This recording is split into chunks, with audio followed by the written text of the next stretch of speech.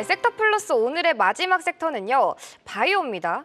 오늘 비만 치료제 쪽 펩트론, 일라이릴리와 기술 평가 계약 체결했다라는 뉴스 나오면서 장중 상한가 기록하기도 했고, 이제 위고비 출시가 10월 15일이라고 하니까 네. 딱 일주일 정도 남았습니다. 나머지 비만 치료제 쪽도 좀 온기가 함께 퍼지고 있는 것으로 보이는데 어떻게 다시 랠리 시작할 수 있을까요? 저는 기대가 상당히 클 것 같고, 네. 그리고 위고비 출시에 대한 모멘텀이 실적 개선에도 상당히 도움이 될 내용이고, 지금은 비만 치료제가 우리나라 출시 임박뿐만 아니라 글로벌 전체적으로 올해의 키워드는 비만 치료제가 될 것 같아요. 그래서 이제 그 부분에 대해서는 상당히 좀 의미가 있을 것 같고, 그보다 오늘은 사실은 장 초반 때부터 해서 펩트론에 대한 이 기술 협력에 대한 기대감이 상당히 큰 뉴스라고 봅니다. 일라이 릴리와의 이 연결도 상당히 좀 의미가 있고요. 우리가 이제 일찍이 알테오젠과 머크사에 대한 계약 관계에 대해서 좀 기억해 보신다면 비독점 관계에서 독점으로 옮겨지는 그런 모멘텀이 이어졌었거든요. 지금 펩트론도 일라이 릴리의 이제 플랫폼 기술 평가 계약도 지금은 비독점이에요. 그런데 추후에 독점화되는 가능성이 있다라고 봅니다. 물론 이제 매력을 또 어필을 해야겠지만 좀 상당한 시간이 좀 걸릴 수는 있겠지만은 그래도 펩트론은 앞에서 우리가 경험했었던 알테오젠에 대한 전철을 밟을 가능성도 있기 때문에 저는 오늘 뉴스 상당히 좋다라고 생각합니다.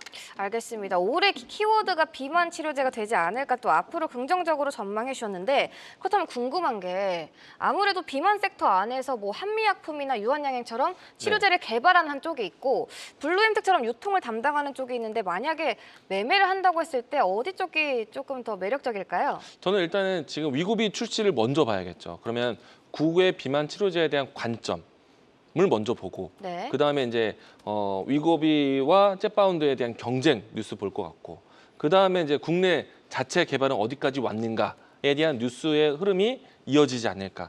저는 이런 타임라인을 예상할 것 같습니다. 알겠습니다. 그렇다면 전태진 파트너는 어떻게 생각하세요? 저는 지금 위고비가 15일이잖아요. 15일 출시된다고 하는데 네. 저는 그 기점을 세론 뉴스로 보고 있거든요. 분명히 단기 변동성 차익 매물이 나올 것이다라고 보여지고 있고 실제로 저도 VIP 회원님들과 가지고 있는 종목 중에 하나가 이 관련된 종목인데 저는 딱 그 기사를 기점으로 전량 수익 실현하는 생각을 가지고 있어요. 그렇기 때문에 저는 세론 뉴스로 나올 것으로 보여지고 있고 아마 최근에 방송에서 이광훈 대표님께서 많이 언급했던 종목이기도 해요. 그 종목, 유통 관련된 종목을 가지고 차라리 지금 매매를 한다라고 한다면 저는 그 종목을 한 번 더 공략을 해보지 않을까라고 말씀드리고 싶습니다. 알겠습니다. 또 앞서 이광우 파트너가 펩트론 이야기해 주시면서 알테오젠 언급을 해주셨는데 네. 외국인 순매수 상위단에 오늘 알테오젠이 올라와 줬었거든요. 네. 근데 또 투자 경고 종목에 지정이 됐었잖아요. 네. 그럼에도 불구하고 오늘 시세 강하게 나왔었는데 이 알테오젠의 상승세는 어떻게 바라보셨어요? 제가 정배열에 대한 추이를 상당히 중요해 보잖아요. 그렇죠. 정배열이 꾸준하게 진행되고 있고 이격을 넓힐 수 있는 과정이 또 있다 봅니다. 일단 신규 접근에 대해서는 조금 부담은 돼요. 비중 관리하셔야 돼요. 네. 그런데 가지고 있는 분들은 아직은 매도할 위치는 아니다. 좀 더 지켜보자. 그리고 10월 달에 대한 연말까지 금리 인하 기조에 대해서는 좀 더 지켜보자. 특히나 11월 달에 추가 금리 인하 가능성이 있거든요.